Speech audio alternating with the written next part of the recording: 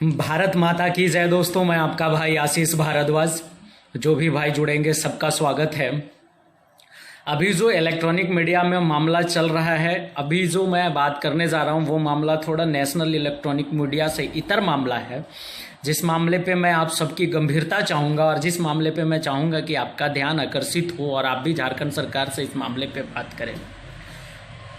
बात यह है कि अभी जो गोड्डा में कल परसों जो हमारे समाचार आई हमारे झारखंड से कि गोड्डा में गोड्डा के सदर प्रखंड के रानीडीह पंचायत के फूदन ठोला स्थित महर्षि मेही आश्रम में एक साध्वी थी जिनका उम्र लगभग 45-50 साल हो रहा था। उनके साथ कुछ असामाजिक तत्वों ने, कुछ जाहिलों ने, कुछ बुजदिलों ने, कुछ नपुंसकों ने दुर्दांतता की और बहुत असहज कर देने वाली ये समाचार है, बहुत व्याकुल कर देने वाली समाचार। और मेरा सरकार से हाथ जोड़ के आग्रह है कि जब आश्रम सुरक्षित नहीं रहेगा, जब भगवान का घर सुरक्षित नहीं रहेगा, तो इंसान कहाँ अपनी विकट परिस्थितियों में ठिकाना लेने जाएगा। इसको सुनिश्चित करिए साहब, और जो भी इस तरीके की इस घटना में संलिप्त हैं उनको जल्द से जल्द गिरफ्तार करके कार्रवाई करिए। दूसरा जो बात है, जो मुख्य मुद्दा है, जिस मुद्दे पे मैं आपको ये ध्यान को आकर्षित करना चाहता हूँ, वो है हमारे झारखंड में धर्म परिवर्तन का जो बहुत बड़ा एक रैकेट चल रहा है। जो रैकेट ऐसा है, अभी लॉकडाउन में वो रैकेट और बहुत विहंगम तरीके से, बहुत भयावह तरीके से निकल के आया है। और उन लोकेलिटीज़ में ये रैकेट बहुत प्रभावी काम कर रहा है, जो ट्राइबल लोकेलिटीज़ हैं, जहाँ पे थोड़ा सा अभी तक हमारा जो पढ़ाई लिखाई और हमारा जो सारा संरचना है वो ढंग से नहीं पहुँच पाया है, जहाँ पे थोड़ा सा गरीबी का जो दंश है वो लोग ज़्यादा झेल रहे हैं। उन इलाकों में ये बहुत एक्टिव हो गया है और इस पर सरकार की ध्यान को हमको आपको मिलकर आकर्षित कराना होगा। और जो आदिवासी मूलवासियों के लिए ये जो सरकार है, जो अपने आप को कहती है कि हम आदिवासियों और मूलवासियों की सरकार हैं, उनकी डिग्निटी का रक्षा करना भी आपका परम कर्तव्य है साहब, और आप प्लीज़ उसको करिए। यही मेरा आपसे अनुरोध रहेगा।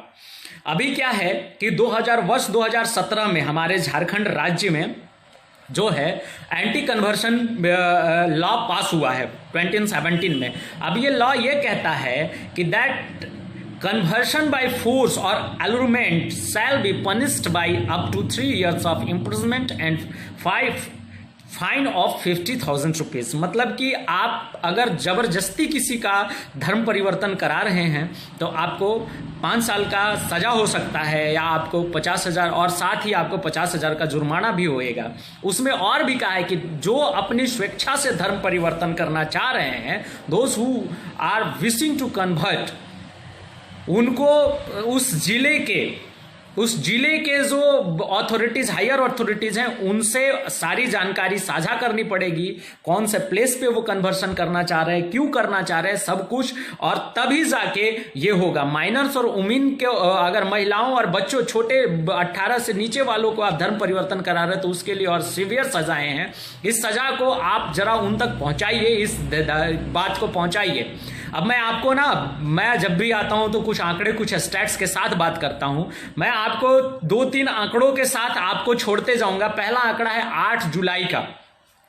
8 जुलाई, इसी वर्ष 8 जुलाई का मामला है, जो कि with in the period of lockdown है।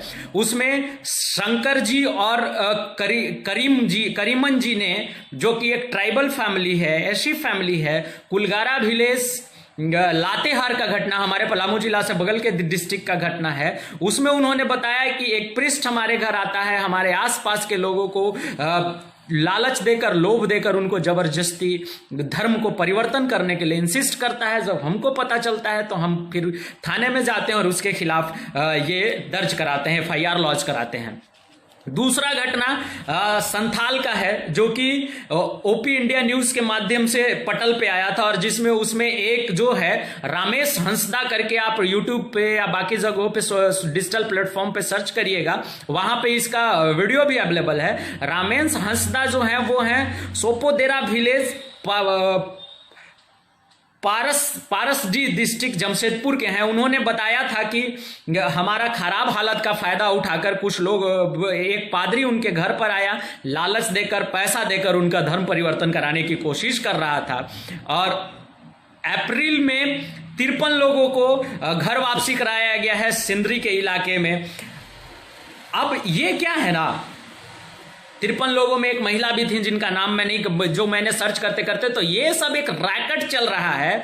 और ड्यूरिंग द इलेक्शन इस रैकेट का एक बड़ा काम जो है वो ये है कि ड्यूरिंग द इलेक्शन ये रैकेट उस पार्टी के उम्मीदवार के खिलाफ प्रचार करता है, भारतीय जनता पार्टी के उम्मीदवारों के खिलाफ प्रचार करता है, ये डिविसिव पॉलिसी के साथ जाता है और लोगों के अंदर ये बात भरता है कि नहीं, ये हमारे विरोधी हैं, इनको आप वोट मत दीजिए, इनके प्रॉपर कार्यक्रम होते हैं, इनके प्रॉपर लगते हैं सम्मेलन होते हैं जहां ये लोगों को एंटी हिंदुइज्म जा करके, ये लोगों को लालच दे करके, लोगों को चावल दे करके, 10 केजी चावल दे करके, लोगों को 5 केजी चावल दे करके और लालच दे करके इनका धर्म परिवर्तन करते हैं। इस पे सरकार को जो एंटी कन्वर्सन लॉ 2017 है उसको हर हाल में पूरी सख्ती के साथ हर जिला के प्रशासन को, ये जिला के पुलिस को ये जवाबदेही सुनिश्चित करानी होगी कि जो भी इस मुहिम में शामिल है उनको ठर कर पकड़ कर सजा दी जाए।